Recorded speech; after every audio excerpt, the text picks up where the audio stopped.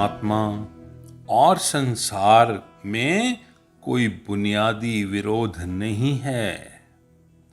परमात्मा और संसार में कोई भी शत्रुता नहीं है, लेकिन संसार अपने आप में अकेला व्यर्थ है।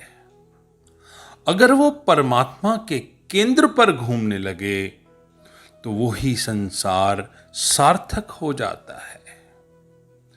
गुरु नानक भी भोजन करते हैं, भगवान राम भी भोजन करते हैं, कृष्ण भी कपड़े पहनते हैं, महावीर भी श्वास लेते हैं, कृष्ण तो लीलाएं भी करते हैं। लेकिन बहुत फर्क है, हम सिर्फ भोजन करते हैं, हम सिर्फ कपड़े पहनते हैं, हम सिर्फ दिखाते हैं और आगे मामला कुछ नहीं।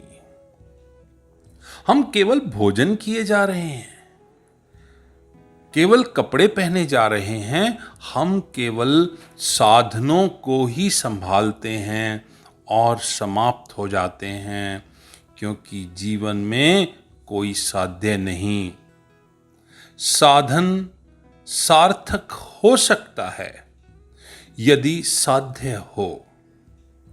साधन अपने आप में बिल्कुल व्यर्थ है, उसकी कोई सार्थकता नहीं। एक आदमी एक रास्ता बनाए, एक ऐसा आदमी जिसे कहीं जाना भी ना हो और वो जिंदगी भर रास्ता बनाए, तोड़े, जंगल को खोदे, लकड़ियां काटे, मिट्टियां बिछाए, रास्ता बनाए, और अगर आप उनसे पूछ लीजिए कि रास्ता किस लिए बना रहे हो, तो वो आपको कहेंगे कि मुझे कहीं नहीं जाना। अगर कहीं नहीं जाना तो ये रास्ता बनाना व्यर्थ हो गया। हम सब ऐसे ही रास्ते बनाते हैं जिन्हें कहीं जाना नहीं है।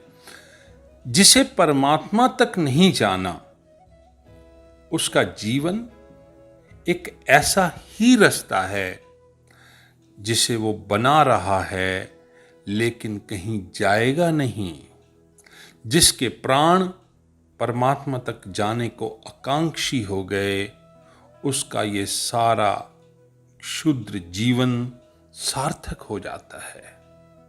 रास्ते हम सब बनाते हैं, परंतु पहुंचते हम में से बहुत थोड़े हैं, क्योंकि रास्ता बनाते वक्त हमें पहुंचने का कोई ख्याल ही नहीं रहता। ज्यादा महत्वपूर्ण है कि मैं पूछूं मैं क्यों जीना चाहता हूं, बजाय इसके कि मैं जीने की व्यवस्था करता जाऊं, ये ज्यादा उचित है। हमारे मनों में बहुत कम प्रश्न पैदा होते हैं। प्रश्न तो पैदा ही नहीं होते, बने बनाए। और जब प्रश्न ही पैदा नहीं होते और जिज्ञासा ही पैदा नहीं होती, तो खोज कैसे पैदा होगी? और खोज की आकांक्षा ना होगी तो उस दिशा में श्रम कैसे होगा? अगर आप सदा मृत्यु को साथ लेकर सोएं, उसे सोचते हुए सोएं, वह आपके साथ सोएगी। उसको निरंतर समक्ष रखें, साथ रहें, वो साथ है। जो मृत्यु को साथ रख लेता है, मृत्यु को संगी बना लेता है, मित्र बना लेता है, वो याद रखे बहुत देर नहीं, परमात्मा कुछ देर में उसके साथ होगा।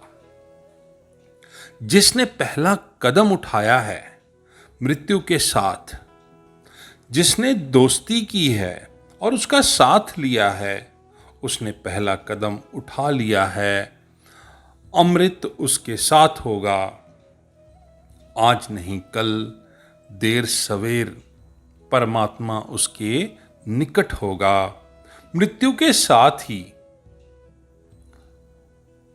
मृत्यु के साथ हो जाने से ही हमारी सारी बात छिपी है और हम उसको साधक कहते हैं। जिसने मृत्यु को साथ ले लिया उसे हम संसारी कहते हैं। जो मृत्यु से भाग रहा है, जो बच रहा है, वो संसारी है। आपके मन में साधना का कोई जन्म तभी हो सकता है जब साधक पहली शर्त पूरी करे, मौत से मुख मत मोड़िए, उसकी आंखों में देखिए, उसको निकट से लीजिए। जब आप पहला कदम उठाएंगे मौत की जागरूकता के विषय में, यही पहला कदम होगा परमात्मा की ओर।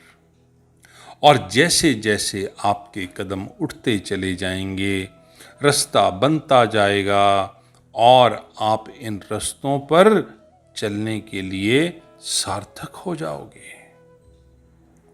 अब रास्ता भी बनता रहेगा और पता भी रहेगा कि कहाँ जाना है और कैसे सार्थक होना है।